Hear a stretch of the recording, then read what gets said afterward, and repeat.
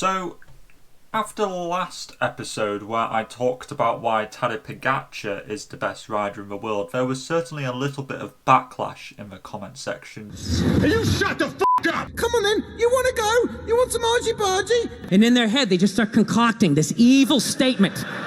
Totally designed, this desperate Hail Mary attempt to make you so f***ing mad. So today, I've decided that I'm going to put the shoe on the other foot, I'm going to turn the tables round, and I'm going to explain why Jonas Vingegaard is the better rider out of him and Tadej Pogacar. So, Jonas is, without a doubt, at the moment, the best GC rider in the pro peloton. And before you Team Pogacar people start clattering the keys in the comments section, just go look at my last video if you want to, hear about somebody padding the stats of Tadej Pogacar instead. Jonas, the last two Tour de France's, has pretty much just dominated Pogacar. Like, the time differences between him and Pogacar haven't been close. They've been more than 5 minutes, something like that. I can't exactly remember, but it's a hell of a lot of time.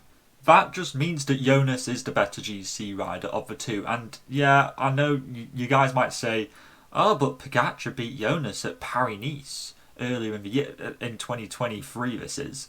And it's like, yeah, but it's freaking Paris-Nice. Like, come on guys, the only race which people really care about is the Tour de France. In the same way that lots of people get into tennis through watching Wimbledon, and Wimbledon is the one which people remember, despite the fact that there are other Grand Slams throughout the year.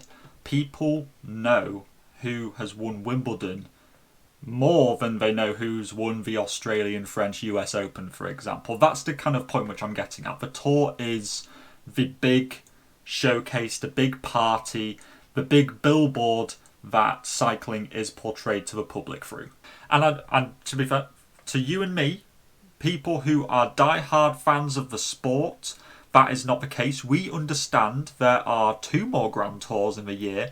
There's loads of one-day races, 5 of which are monuments, and there's lots of stage races to be taken into account here to decide if somebody is the best rider.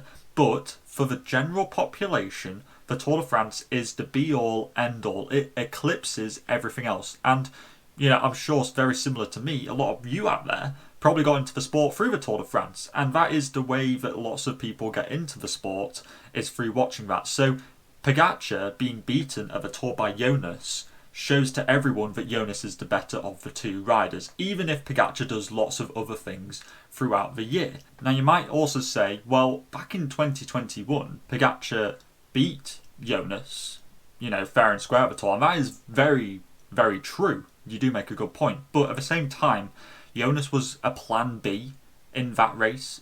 Jumbo-Visma even state it in their documentary thing, which they made, because Primož Roglič is completely incapable of staying on his bike for more than 5 seconds. Good job, Bora. I hope he works out for you. So Pogacar, yeah, he did beat Jonas at the 2021 Tour, but since then, 2022 and 2023, the chasm between Pogacar and Jonas seems to be ever growing. And I'm not sure if that's because of Jonas or Jumbo-Visma, but there is something about the very clinical, methodical and planned out methods that Jumbo use that just seems to work, and it's definitely countering the flamboyant, slightly chaotic and unpredictable attacks which Tadej Pogacar throws at them. They seem very capable of dealing with that at the moment, and I would be very interested to see, because of course Pogacar, I think his prep for the last 2 tours haven't been ideal, especially this one in 2023 where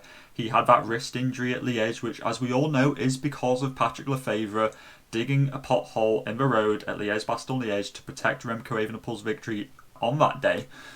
Because of course, yeah, Jonas won this year, but there was that slight caveat of, was Pogacar hampered or whatever. But anyway, I feel like I'm going down a rabbit hole here on a right tangent. So Jonas Vingegaard is the better of the 2 riders.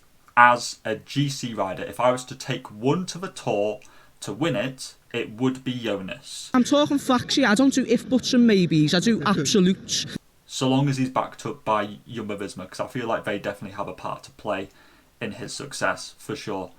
So that's pretty much what I wanted to conclude from this. Of course, if you are now irate and you're screaming at your screens, Idiots!